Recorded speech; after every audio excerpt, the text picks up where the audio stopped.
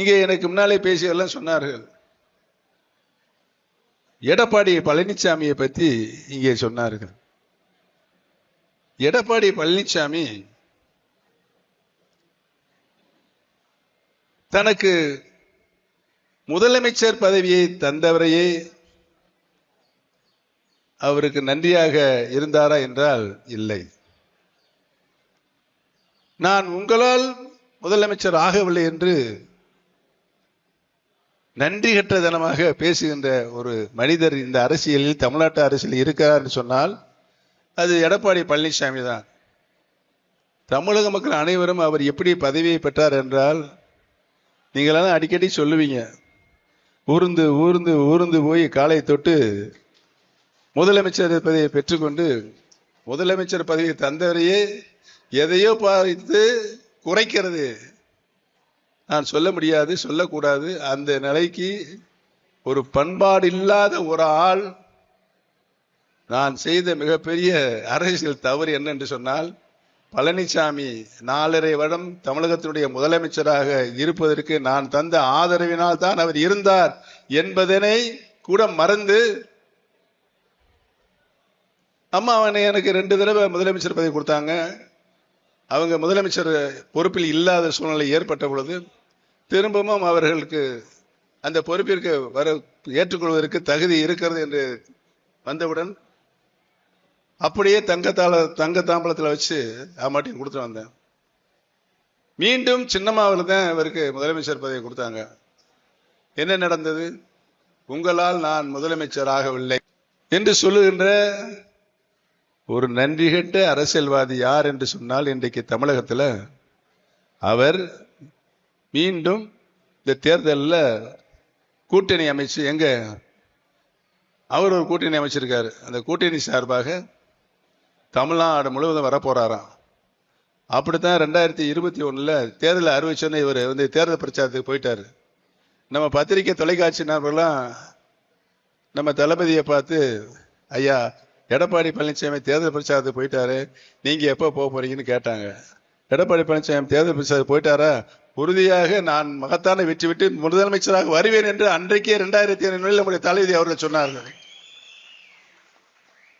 ஏனென்று சொன்னால், எடப்பாடி பழனிசாமி கழக நிரந்தர அனைத்து இந்திய அன்னார முன்னேற்ற கழகத்துக்கு நிரந்தர பொதுச் செயலாளர் மாண்புமிகு அம்மாவில் இருந்தது போது நிரந்தர பொதுச் செயலாளர் மாண்புமிகு அம்மாவில் தான் என்று பொதுக்குழுவிலே தீர்மானம் போட்டதை தூக்கி எறிந்துவிட்டு தனக்குத்தானே பொதுச்செயலாளர் என்று பட்டம் சுட்டி கொண்டு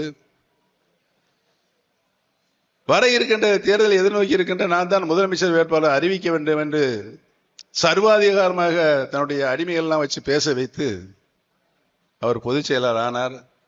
முதலமைச்சர் அவர்தான் என்று அறிவிக்க செய்து தேர்தலை சந்தித்தார். எத்தனை தேர்தல்?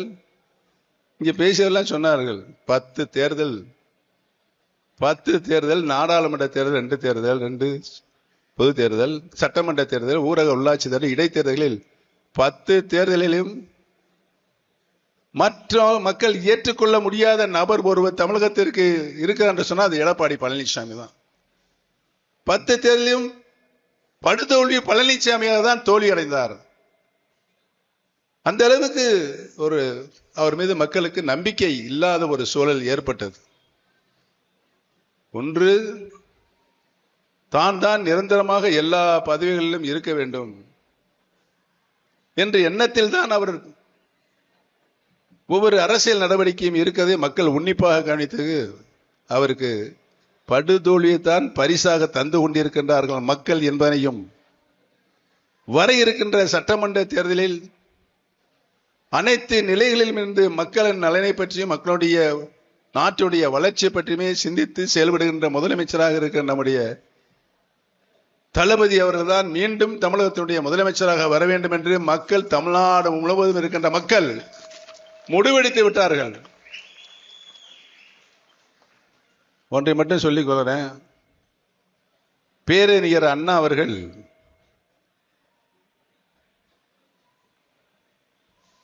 முத்தமிழறிஞர் கலைஞர் அவர்கள்,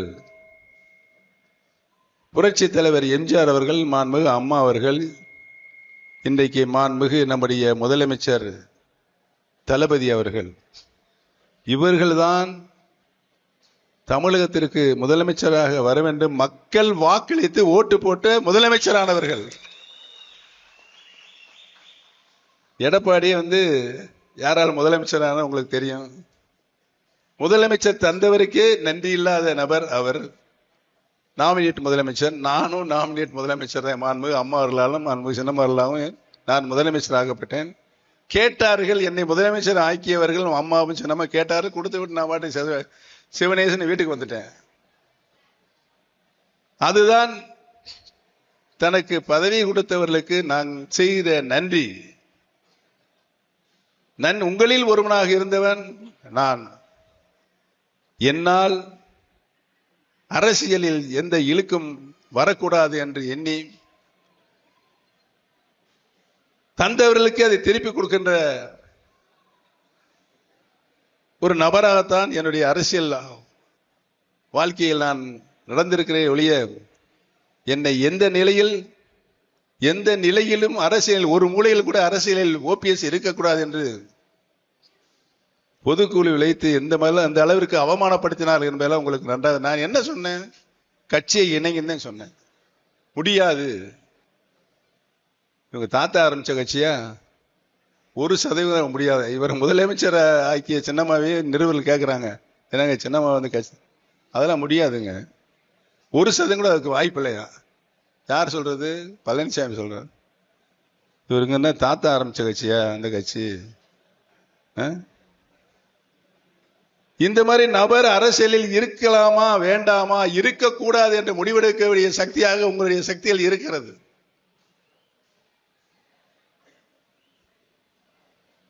வர இருக்கின்ற தேர்தல், சட்டமன்ற தேர்தல், அந்த சட்டமன்ற தேர்தலில் நம்மளுக்கு ஒரே இலக்கு, தொடரட்டும் ஸ்டாலின், தமிழ்நாடு வெல்லட்டும்.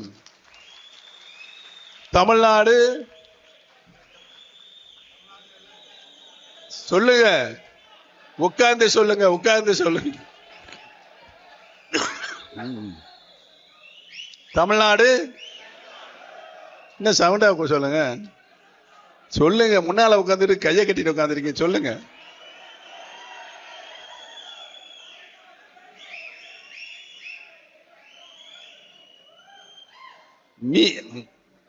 ஆட்சி நடத்தி கொண்டிருக்கின்ற மாண்புமிகு முதலமைச்சர் அவர்கள் 2ஆம் முறையாகவும் தமிழகத்தினுடைய முதலமைச்சராக வர வேண்டும் என்ற நிலைக்கு நாம் அவர்களை கொண்டு போய் நிலைநிறுத்த வேண்டும். நமது சின்ன நல்லா சொல்லுங்க,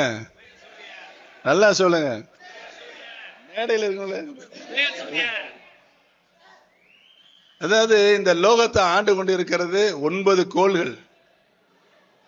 9 கோள்கள்: ஞாயிறு, திங்கள், செவ்வாய், புதன், வியாழன், வெள்ளி, சனி, ராகு, கேது. இதுல பவர்ஃபுல் கோள் எதுனா சூரியன். பவர்ஃபுல் கோள் சூரியன். அதுதான் அந்த லோகத்தை ஆண்டுகிட்டு இருக்கு. இந்த சூரியன் மற்ற கோள்களை காணும் லட்சக்கணக்கான கிலோமீட்டர்களை தள்ளி இருக்கு.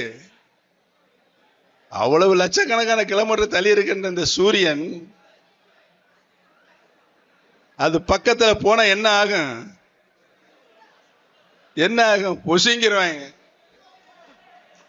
பொசுங்கிருவாங்க. சூரியன் தருகின்ற ஆக்சிஜன் அதை உள்வாங்கிக் கொண்டுதான் மனிதனை இன்றைக்கு உயிர் வாழ்ந்து கொண்டிருக்கிறார்கள். தாவரங்களும் உயிர் வாழ்ந்து கொண்டிருக்கின்ற, வளர்ச்சி அடைகின்ற நிலையில் இருக்கிறது என்பது இன்றைக்கு நிதர்சனமான உண்மை. உலகத்தையே ஆட்டி படைக்கின்ற சக்தியாக இன்றைக்கு சூரியன். அந்த சூரியனே நமது பேரறிஞர் அண்ணா அவர்கள் திராவிட முன்னேற்ற கழகம் என்ற இந்த மாபெரும் இயக்கத்தை தோற்றுவிக்கும் போது அதனுடைய வெற்றி சின்னமாக தந்திருக்கிறார்கள். மிகப்பெரிய ஆராய்ச்சி செஞ்சதே அவர் தந்தார் என்பது இன்னைக்கு நிரூபணமாக இருக்கிறது. ஆக நடைபெற இருக்கின்ற தேர்தல், அந்த தேர்தலில் இங்க இருக்கின்ற வந்த முகமலர்ச்சி அவர்கள் எங்களுக்கு தந்த வரவேற்பெல்லாம் பாருங்க. மிக வெற்றி புன்னையோடு நீங்கள் அனைவரும் அமர்ந்திருந்ததையும் எங்களை வரவேற்றவர்களுடைய முகங்களையும் திருமுகங்களையும் காணுகின்ற காட்சி எங்களுக்கு தெரிந்தது. என்ன இவ்வளவு மகிழ்ச்சியோடு இருக்கிறாங்களே அப்படிங்கிறது நான் சிந்தித்து பார்க்கும்போது, நீங்கள் தேர்தல் கால பணிகளை 2 ஆண்டுகளுக்கு முன்பாக தொடங்கி விட்டீர்கள் என்பது எனக்கு நன்றாக தெரியும். உங்களுடைய அடிப்படை பணிகளை, தேர்தல் கால பணிகளை, அடிப்படை பணிகளை முடித்து நாளை தேர்தல் வந்தாலும் நம்முடைய வெற்றி சின்னமாம் உதயசூரியன் மாபெரும் வெற்றி பெறும் என்ற நிலையை நீங்கள் ஏற்படுத்த தயாராக இருந்து கொண்டிருக்கிறீர்கள். ஆக எந்த நேரத்தில் தேர்தல் வந்தாலும் அறிவிக்கப்பட்டது, தேதியும் அறிவித்து விட்டது. அறிவித்த தேதியில் உறுதியாக தேர்தல் நடைபெறும். அந்த தேதியில் பெரியவர்களே, தாய்மார்களே, உங்களுடைய வாக்குகள் மட்டுமல்லாமல் நம்முடைய சுற்றத்தார்கள், சொந்த பந்தங்கள், நம்முடைய தளபதி ஆட்சியின் மீது நம்பிக்கை வைத்தவர்கள் அனைவரும் ஒன்று சேர்ந்து திரண்டு காலை 7 மணிக்கு அங்கே போய் வாக்குகளை பதிவு செய்யணும். நம்முடைய வெற்றி 8 மணிக்கு உறுதியாக்கப்பட வேண்டும். 6ஆம் தேதி வாக்குகள் எண்ணுகின்ற பொழுது தமிழகத்தில் இருக்கின்ற அனைத்து சட்டமன்ற தொகுதியிலும் நம்முடைய திராவிட முன்னேற்ற கழகம் முன்னிலை பெற்று வருகிறது என்ற செய்தியை நாட்டு மக்களுக்கு அறிவிக்க வேண்டும். அந்த நிலையை உருவாக்கி களப்பணி ஆற்றி, கடமையாற்றி, வெற்றிக்கனியை லாவகமாக பறித்து நம்முடைய மாண்புமிகு முதலமைச்சருடைய திருக்கரங்களை ஒப்படைக்கின்ற கலங்காக உங்களுடைய கரங்கள் இருக்க வேண்டும் என்று